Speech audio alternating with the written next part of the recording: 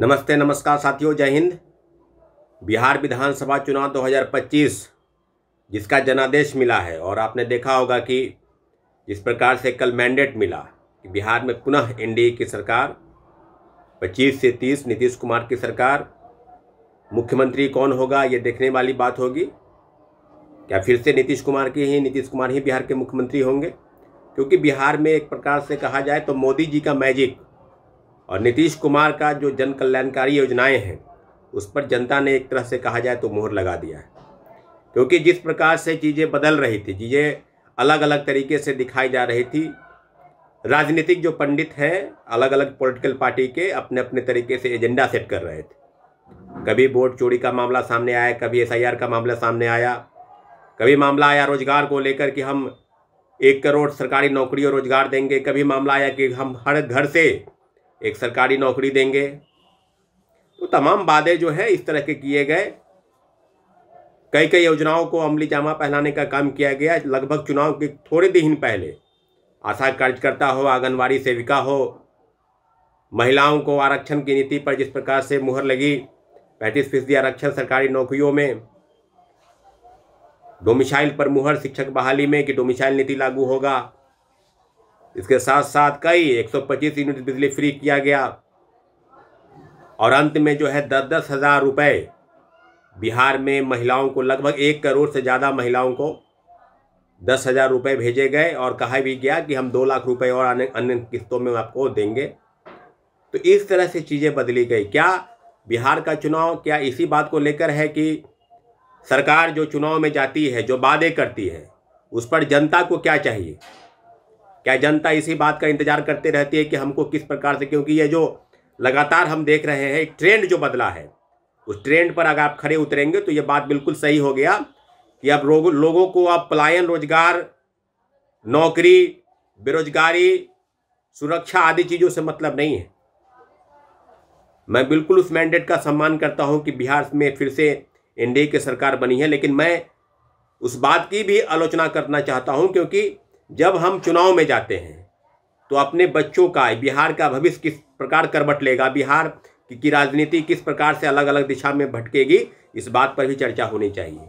तो पलायन एक बहुत बड़ा मुद्दा है कि लोग आते हैं दूसरे राज्य से आते हैं बिहार में पुनः वोट देकर और फिर उसी राज्य में चले जाते हैं। बड़े बड़े महानगर बम्बई, कलकत्ता, मद्रास आदि, दिल्ली आदि शहरों में फैक्ट्रियों में काम करते हैं। परंतु बिहार की चिंता उनको इस बात को लेकर है कि बिहार में कोई सरकार ऐसी आएगी जो बिहार में उद्योग धंधे को, कल कारखाने जो बरसों से ठप पड़े हैं, बंद पड़े हैं, उनको पुनः खोलने का काम होगा। उनको रोजी रोटी के तलाश में किसी दूसरे प्रदेश में भटकना ना पड़े। तो ये मुद्दा तो है नहीं।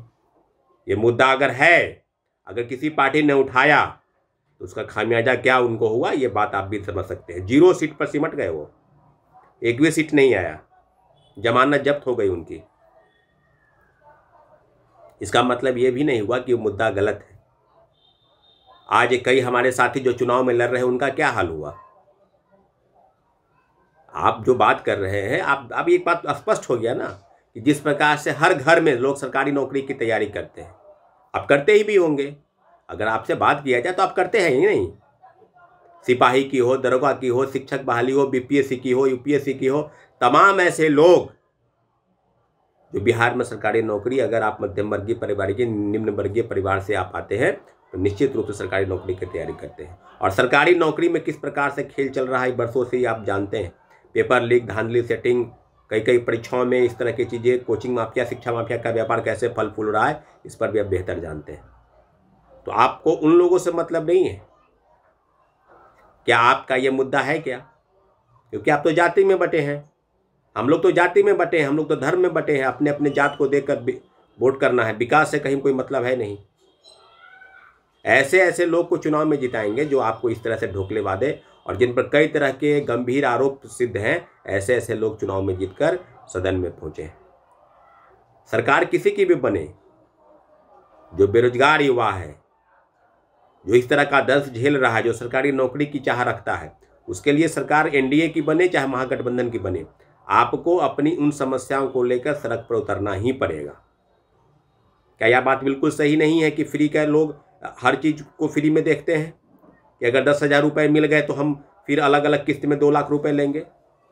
क्या यही है कि हम 5 साल तक इंतजार कर रहे हैं कि अगली सरकार जब आएगी वो हमको 10,000 या 20,000 रुपये हमारे अकाउंट में भेज देगी? क्या ये इससे बिहार का भविष्य बनेगा? क्या इससे बिहार की जो अस्मिता है या बिहार का जो डेवलपमेंट है किस प्रकार से जाएगा? बिल्कुल सही है कि बिहार में आज हर घर बिजली, हर गांव तक शहर सड़क, पक्की सड़क सब बना, लेकिन दूसरे राज्यों से तुलना करेंगे तो बिहार आज कहा जाए तो 10 के 10 उसी रास्ते पर है। सिर्फ बिजली और सड़क और स्वच्छ पानी, हर घर नल से जल, जो 7 निश्चय योजना के तहत इस तरह की योजनाएं सामने आई, क्या इसी तरह से बिहार उन्हीं मामलों तक सीमित रहेगा? क्या फिर से हम उसी बात पे बार बार तला करते रहेंगे कि जंगल राज वापस आ जाएगा, जंगल राज से बच के रहिए, और फिर हम शासन करते रहें 5 साल बढ़ते चला जाए?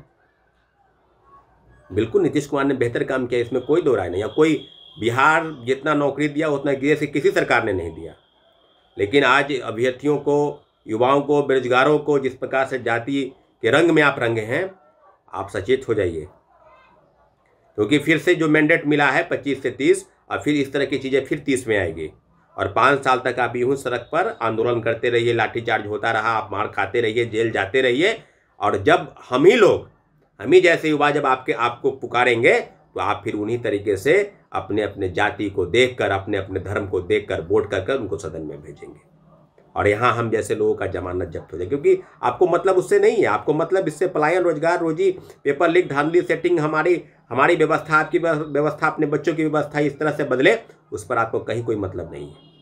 इसलिए साथियों सचेत हो जाइए।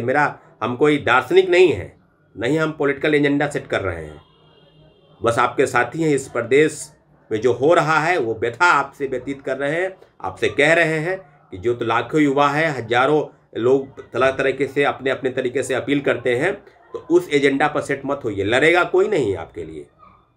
जिस तरह से आप अपने क्षेत्र से विधायक को चुनकर भेजते हैं, कोई भी मामला, चाहे वो पेपर लीक हो, चाहे डोमिसाइल हो, चाहे महिलाओं का आरक्षण हो, चाहे जो भी समस्या हो, इस मामले में किसी भी पार्टी के नेता इस तरह के सदन में प्रश्न उठाते हैं, ना आपकी बात को सदन तक कहीं तक ले जाते हैं। मुख्यमंत्री से मिलने की बात तो खैर दूर ही है। तो आप इस बातों को समझिए। कहने के लिए बहुत कुछ है, बहुत लंबा समय है, काफ़ी चीज़ें अलग अलग तरीके से लोग कह सकते हैं, लेकिन बिल्कुल स्पष्ट है कि बिहार में फ्री का जो चीज़ है, पहले भी लोग अलग अलग तरीके से वोट करते थे, मुर्गा, मीट, मछली, पैसा देकर वोट, दारू आदि चीज़ों पर, लेकिन अब जो चीज़ें हैं कि सरकार अलग तरीके से उनको पैसा देकर वोट खरीदने का काम कर रही है। आप बिल्कुल इस तरह के एजेंडा में सेट हो जाइए और अपने अपने जाति धर्म को देखकर उन लोगों को सदन में भेजिए। तो बिहार मजदूरों की फैक्ट्री थी, बिहार मजदूरों की फैक्ट्री ही रह जाएगी। यही सिद्ध होता है साथियों। आपके लिए पहले भी लड़े थे, आगे भी लड़ेंगे, लेकिन एजेंडा जो आप सेट कर रखे हैं उससे बाहर निकलिए। बहुत बहुत धन्यवाद साथियों।